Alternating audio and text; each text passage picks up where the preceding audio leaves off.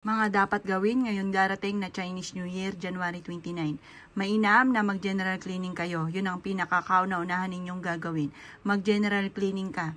Ang inyo pong tahanan mula sa main door papasok, kailangan maaliwalas para magaan ang daloy ng swerte. Ang pangalawa ninyong gagawin, kunin nyo po ang inyo pong wallet at kumuha ka ng paborito ninyong pabango. Sprayan nyo ng paborito ninyong pabango ang inyo pong wallet.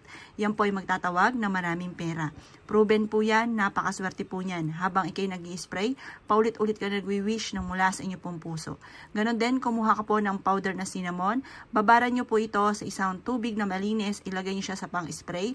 Sprayan nyo siya sa may gate, sprayan nyo sa may main door at bawat sulok ng inyong pong tahanan. Yan po ay magtatawag ng abundance. At ganon din po, mas mainam na magbayad ka ng utang sa mismong araw ng Chinese New Year.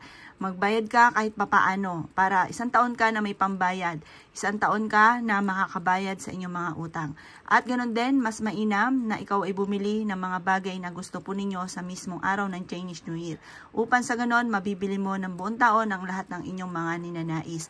Or kaya mag-travel ka sa mga araw na yan at yan po ang dulot niyan ay swerte. Para isang taon ka na nagta-travel. Gawin ko ng mga gusto na ikasasaya po ninyo kapag po sa January 29 na Chinese New Year. Ganon din po, wag na wag kang hihiram ng pera sa mga araw na yan, January 29.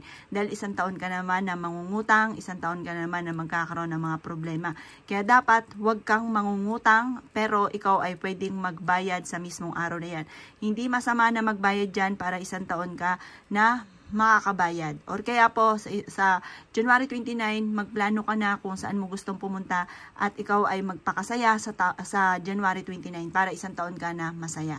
At huwag kang mag-iisip ng mga negatibo sa January 29. Puro positive lang, kaligayahan. At mas mainam pa, ikaw po ay kung may kakayahan, magbigay ka ng inyong abot kaya lamang at yun po ay siksikliglig at umapaw at maraming blessing ang darating sa inyo once na ikaw po ay nagbigay sa mismong mga araw na yan ng January 29.